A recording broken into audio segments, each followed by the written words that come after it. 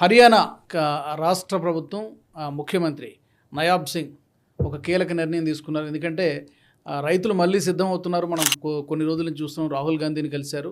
అక్కడ ఆ రాష్ట్ర ప్రభుత్వం 14 పంటలకు మాత్రమే ఉన్నటువంటి ఎంఎస్పీని, కనీస మద్దతు ధరను ఇప్పుడు అన్ని పంటలకు ఇస్తామని చెప్పి వాళ్ళు నిర్ణయం తీసుకున్నారు. ఇది ఎలాంటి ఈ నిర్ణయాన్ని ఎలా చూడాలి? కాంగ్రెస్ మీద ఏమైనా ఒత్తిడి తీసుకొచ్చేటువంటి ప్రయత్నంగా మనం చూడొచ్చు. ఎందుకంటే అక్కడ కర్ణాటకలో కానీ ఇక్కడ తెలంగాణలో కానీ వాళ్ళు అధికారంలో ఉన్నారు కాబట్టి. అది ఎందుకంటే రాహుల్ గాంధీ తిరుగుతున్నాడు చాలా ఎంఎస్పీ ఇవ్వండి అన్ని పంటలకి, సెంట్రల్ గవర్నమెంట్ ఇవ్వాలంటే సెంట్రల్ గవర్నమెంట్ ఇవ్వక్కర్లేదు, స్టేట్ గవర్నమెంట్ ఇవ్వచ్చు. స్టేట్ గవర్నమెంట్ ఎంఎస్పీ ఇచ్చి ఇప్పుడు కూడా అదే చేస్తున్నారు కదా, పంట స్టేట్ గవర్నమెంట్ ఫార్మర్స్ దగ్గర, రైతుల దగ్గర కొనేసుకొని మిల్లర్స్కి ఇచ్చి దానికి డబ్బులు సెంట్రల్ గవర్నమెంట్ దగ్గర తీసుకుంటున్నారు. కానీ మన దగ్గర ఓన్లీ ప్యాడీకి ఇస్తున్నారు. ఇప్పుడు వరికి ఒకటే, ఆ వరి పంట ఒకటే. కానీ హర్యానా లాంటి రాష్ట్రాల్లో చాలా మిగతా క్రాప్స్ కూడా ఉన్నాయి. అక్కడ వీట్ ఉంది, అక్కడ కాకుండా దాల్ కల్టివేట్ చేస్తారు, చాలా మటుకు మెయిజ్ కల్టివేట్ చేస్తారు, అక్కడ సర్సోం కల్టివేట్ చేస్తారు. సో ఇది చేస్తున్నప్పుడు ఏమవుతుందంటే రాజుగారు, వాళ్ళకి ఎంఎస్పీ రాకున్నప్పుడు వీళ్ళు కల్టివేట్ చేయరు, వీళ్ళు పంట పెట్టరు. ఇక్కడ కూడా మన దగ్గర చూస్తున్నాం మిల్లెట్స్, ఆంధ్రాలో గ్రో అయ్యే మంచి మిల్లెట్స్, కానీ దానికి సపోర్ట్ ప్రైస్ లేదు. సో వాళ్ళు ఎందుకు పెట్టుకుంటారు? రేపు ఏదైనా పంట వరదలు కొట్టుకుపోతే, లేకుంటే ఏదైనా ఇన్సెక్ట్ ప్రాబ్లం వస్తే మొత్తం పోతుంది కదా చేతి నుంచి, వాళ్ళు పెట్టిన పెట్టుబడి మొత్తం పోతుంది. సో మేము పెట్టుకోవాలి, ప్యాడీ పెట్టుకుందాం, సేఫ్.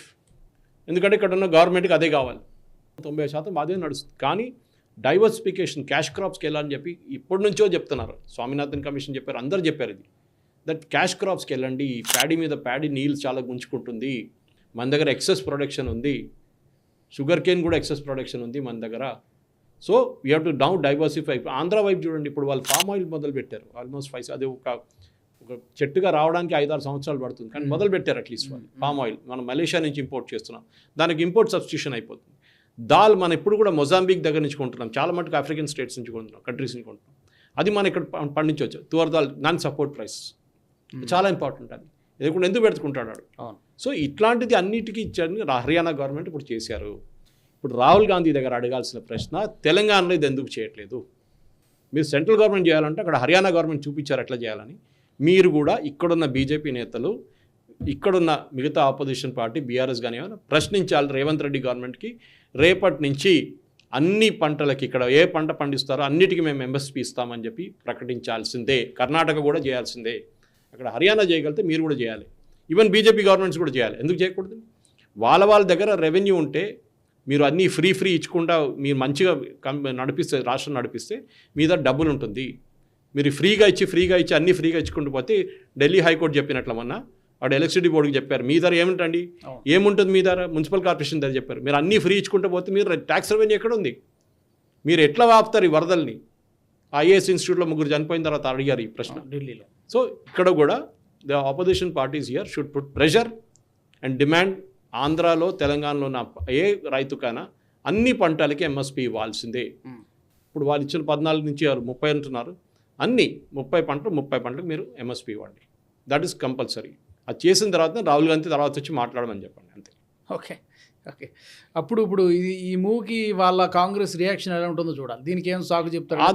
అది ఉంటుంది, భయపడకండి, అది రియాక్షన్ వస్తుంది.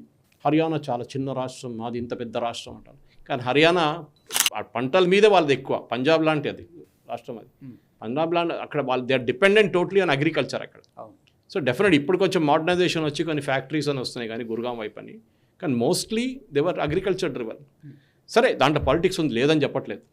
ఇప్పుడు అక్కడ కూడా లోన్ వైవర్ చేశారు, ఇంత 140 కోట్లు అంతా, చాలా చిన్న అమౌంట్. ఇక్కడ మనం 20,000 కోట్ల గురించి మాట్లాడుతాం, 26-28 కోట్ల వరకు. అక్కడ 140 కోట్లు అయిపోయింది, వాళ్ళ ఎంటైర్ లోన్ వేవర్ అయిపోయింది, రుణమాఫీ. కానీ మన దగ్గర ఈ చెప్పినట్లు మీరు ఫ్రీ ఇచ్చే బదులు మీరు ఎంఎస్పీ ఇవ్వండి ఫార్మర్స్కి, మినిమం సపోర్ట్ ప్రైస్. వాళ్ళు క్యాష్ క్రాప్స్ పెడతారు. ప్యాడీ మీద, ఇప్పుడున్న ఈ వరి మీద ఉన్న ఇది యాక్సిడెంట్ తగ్గించండి. నీళ్ళు కూడా కొంచెం వాటర్ లెవెల్ ఎక్కువ అవుతుంది మన పొలాల్లో కానివ్వండి, మన రివర్స్లో కానీ లెవెల్ ఎక్కువ అవుతుంది. మిగతా క్రాప్స్కి ఎంకరేజ్ చేయండి, అది చేస్తే బాగుంటుంది. And that is the main mission which is coming out from Haryana. ఈ వీడియో మీకు నచ్చినట్టయితే లైక్ చేయండి, 10 మందికి షేర్ చేయండి. అలాగే కామెంట్ల రూపంలో మీ అభిప్రాయాలను మాతో పంచుకోండి. Nationalist hub group of channels ను సబ్స్క్రైబ్ చేసుకుని తెలుగునాట జాతీయవాద జర్నలిజాన్ని ప్రోత్సహించండి. ఈ వీడియో కింద ఉన్న బెల్ ఐకాన్ పై క్లిక్ చేయడం మర్చిపోవద్దు.